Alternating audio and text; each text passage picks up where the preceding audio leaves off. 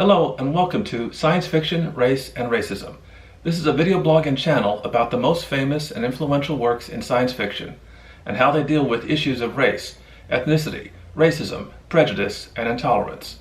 Both the best and the worst, the most groundbreaking and insightful, and the most callous and clueless. This first video is an introduction. Science fiction has a long history of both being opposed to racism, prejudice, and intolerance, but also of conscious or unconscious bigotry. This was true from the earliest stories. Jules Verne's best-known character, Captain Nemo, was the son of an Indian Raja fighting against imperialism. But Verne also wrote ugly caricatures of Africans in some of his books, depicting them as primitive and ignorant. He mocked black people with crude stereotypes.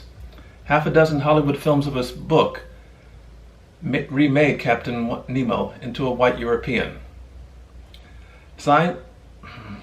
Science fiction fans, authors, and works often portray themselves as above, beyond, incapable of, and far past any prejudice. That is often the appeal of some sci-fi, especially the most utopian works. Sometimes the sci-fi setting, story, or theme can be a way to comment upon, critique, or tear to pieces beliefs in prejudice and hatred. For others, sci-fi is pure escapism, a way to get away from such issues. Sometimes this backfires. The most escapist sci-fi work is often the most racist. Sometimes the same three approaches or beliefs of strong criticism, escapism, or outright racism coexist within a work of sci-fi, within an author or a sci-fi fan. My name is Carroll. I'm Associate Professor of History at Northern Virginia Community College. I teach American, American Indian, and Latin American history.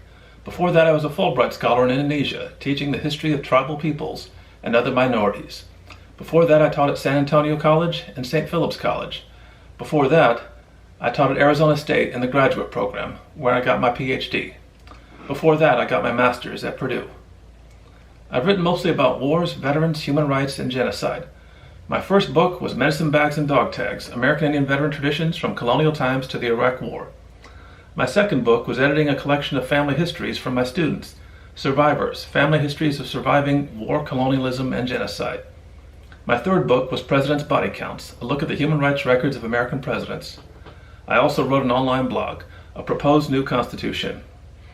I'm probably best known as one of the founders of a human rights group, New Age Frauds Plastic Shamans, or NAPS, that for more than 20 years has been protecting Native traditions against imposters, exploiters, theft, abuse, and commercialization.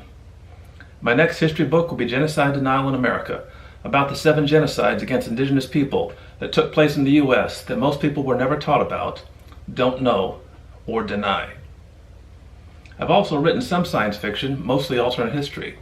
One story, Timely Saviors, appeared in a short story collection, The Witness Paradox. I'm also, together with Rob Schmidt of Bluecorn Comics, editing and putting out a short story alternate history collection, What If Natives Won? I've also written a sci-fi alternate history book, The Man in Black, the first of a series. These are the films, series, and topics we will be talking about in future videos. Star Trek and American Indians. Star Trek and Africans. Star Trek and Asians. Star Trek and Latin Americans.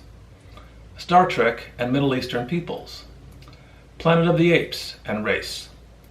Star Wars, race and ethnicity. Flash Gordon's anti-Asian racism. Buck Rogers' racism. The Twilight Zone's crusade against bigotry. Battlestar Galactica and race. The Alien films and race. Terminator and race. I look forward to your comments and questions and will answer them as often as I can, but I insist they be civil and informed. Rants, childish behavior, personal attacks, and of course racism gets deleted.